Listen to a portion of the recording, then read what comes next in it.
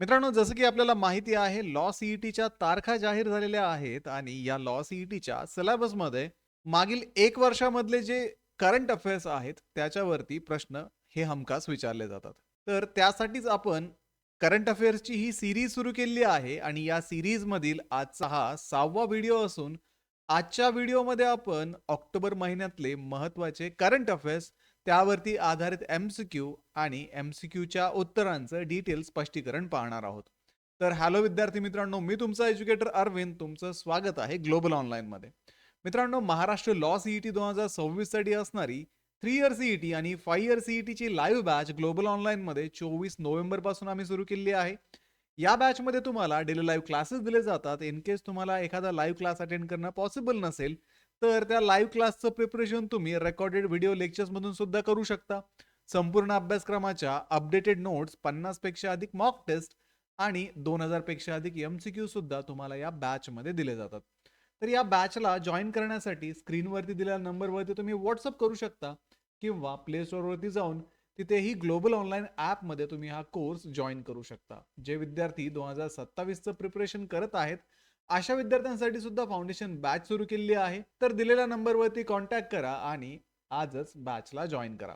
तर विद्यार्थी मित्रांनो, सुरू करूया आजच्या प्रश्नांना. प्रश्न आहे, lecanemab drug that was recently seen in the news is use to treat which disease?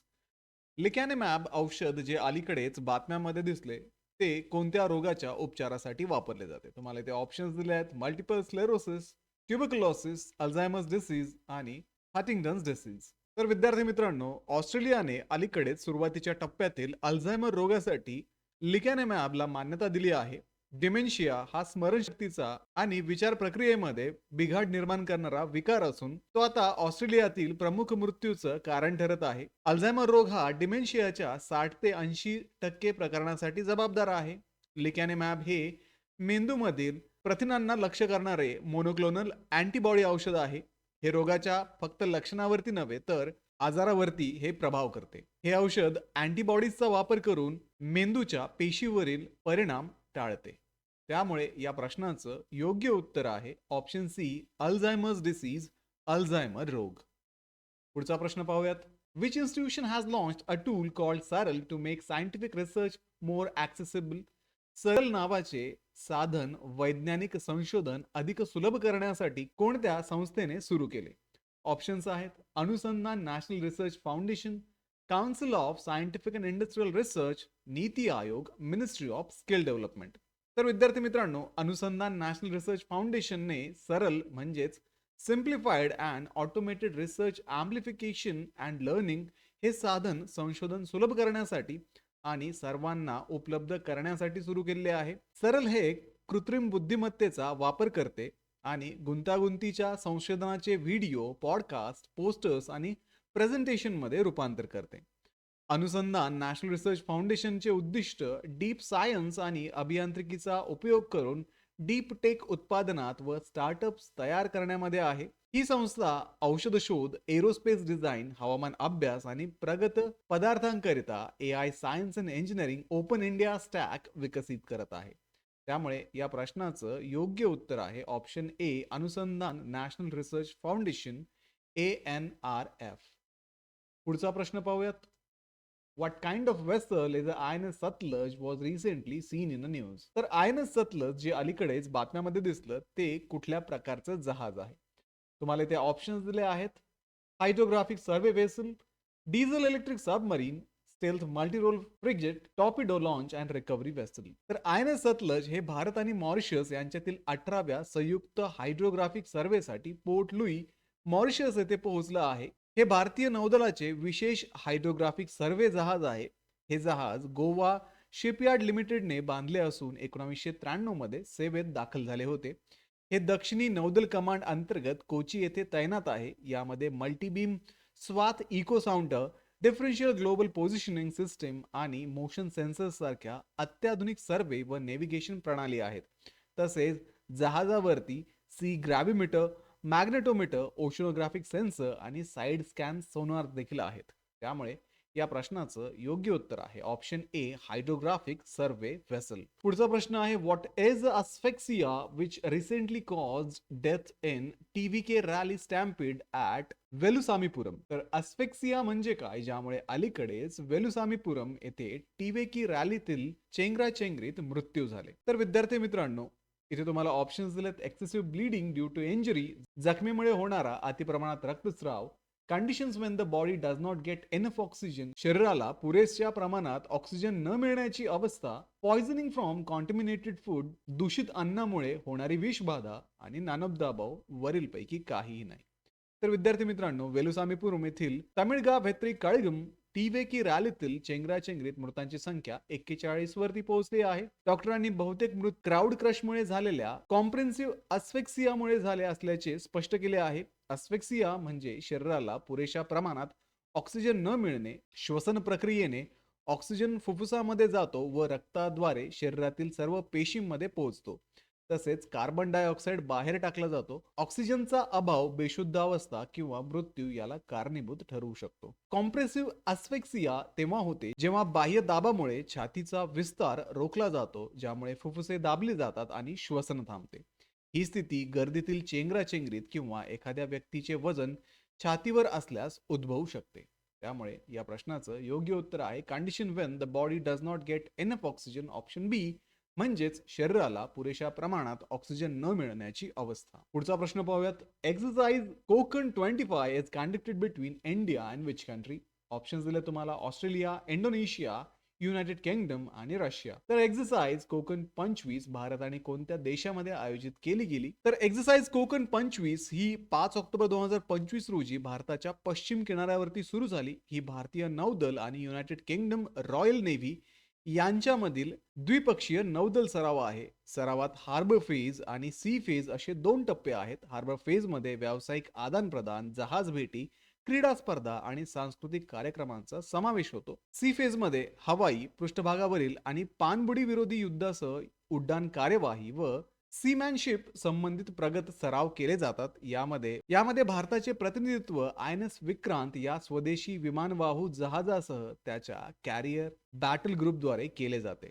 हा सराव सुरक्षित, खुल्या आणि मुक्त समुद्रांच्या उद्दिष्टाला भारत UK विजन 2035 अंतर्गत बळकटी देतो. त्यामुळे या प्रश्नाचं योग्य उत्तर आहे ऑप्शन सी, युनायटेड किंगडम. पुढचा प्रश्न आहे astronomers recently detected phosphine that is PH3 in the atmosphere of brown dwarf Wolf 1130C using which telescope. खगोलशास्त्रज्ञांनी अलीकडेच ब्राउन डॉर्फ वुल्फ 1130C च्या वायुमंडळात फॉस्फिन कोणत्या दुर्बिणीद्वारे शोधला?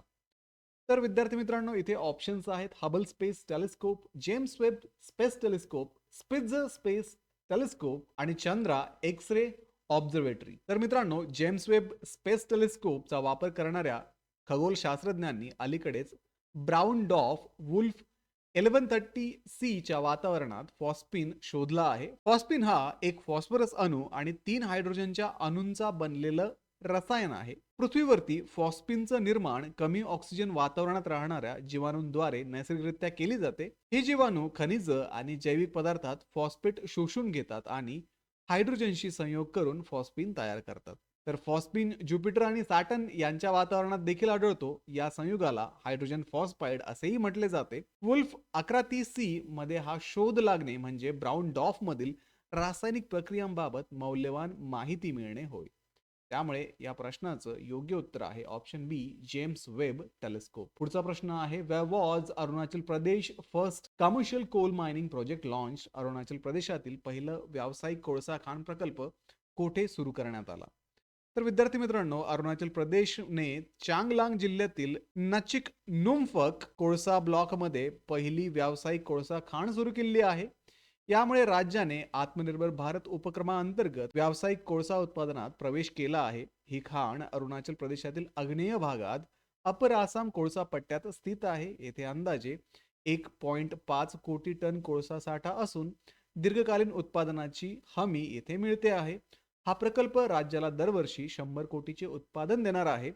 यामुळे स्थानिक रोजगार निर्मिती होईल आणि बेकायदेशीर खाणकाम सुद्धा कमी होईल. त्यामुळे या प्रश्नाचं योग्य उत्तर आहे ऑप्शन बी, चांगलांग डिस्ट्रिक्ट, चांगलांग जिल्हा. पुढचा प्रश्न आहे, which is the nodal ministry for जल जीवन मिशन? जल जीवन मिशन साठी नोडल मंत्रालय कोणते आहे? तर विद्यार्थी मित्रांनो, इथे ऑप्शन्स आहेत, मिनिस्ट्री ऑफ रूरल डेव्हलपमेंट, ग्रामीण विकास मंत्रालय, मिनिस्ट्री ऑफ एन्व्हायरमेंट, पर्यावरण मंत्रालय, मिनिस्ट्री ऑफ ॲग्रिकल्चर, कृषी मंत्रालय आणि मिनिस्ट्री ऑफ जलशक्ती मंत्रालय. तर केंद्र सरकार जल जीवन मिशन अंतर्गत सर्व पिण्याच्या पाण्याशी संबंधित साधन संपत्ती, त्यात पाईपलाईनचा समावेश आहे, त्यांचे नकाशांकन पीएम गतिशक्ती या GIS प्रणालीवरती आधारित प्लॅटफॉर्मवर करण्याचे नियोजन करत आहे. जल जीवन मिशन दिनांक 15 ऑगस्ट 2019 रोजी सुरू झाले होते. याचे उद्दिष्ट 2024 पर्यंत सर्व ग्रामीण घरांना सुरक्षित पिण्याच्या पाण्यासह फंक्शनल हाऊसहोल्ड टॅप कनेक्शन प्रदान करणे आहे. हा उपक्रम समुदाय केंद्रित दृष्टिकोनावरती आधारित आहे, ज्यात माहिती, शिक्षण आणि संवाद यांचं विशेष महत्त्व आहे. जल जीवन मिशनचे नोडल मंत्रालय म्हणजेच जलशक्ती मंत्रालय. त्यामुळे या प्रश्नाचं योग्य उत्तर आहे ऑप्शन डी, जलशक्ती मंत्रालय. पुढचा प्रश्न आहे, where was the vibrant Gujarat regional conference 2025 held? Vibrant Gujarat regional conference 2025 कोठे आयोजित करण्यात आली? ऑप्शन्स आहेत मेहसाणा, दाहोद, मोरबी आणि नवसारी.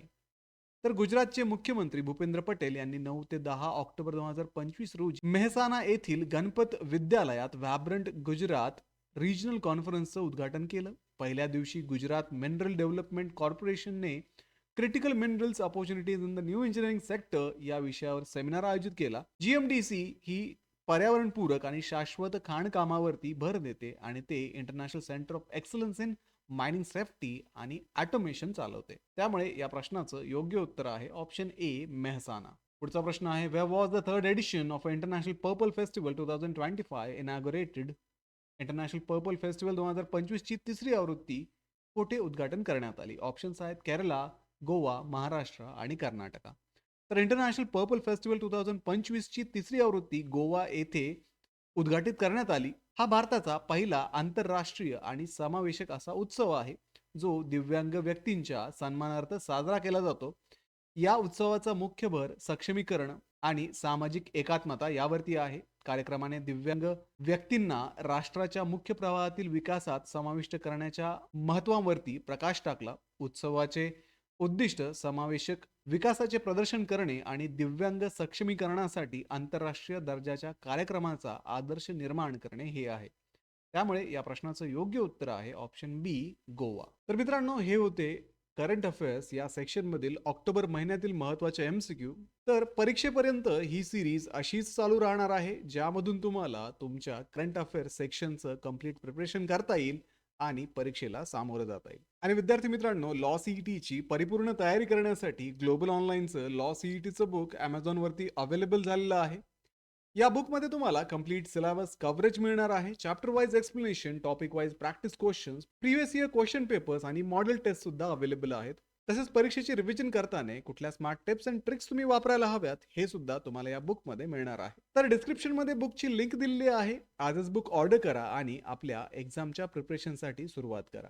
तर व्हिडिओला लाईक करा, तुमच्या मित्रांना हा व्हिडिओ शेअर करा, ग्लोबल ऑनलाईनला सबस्क्राईब करा. भेटूया पुढच्या व्हिडिओमध्ये. तोपर्यंत एक्झामचं प्रिपरेशन सुरू ठेवा. थँक्यू.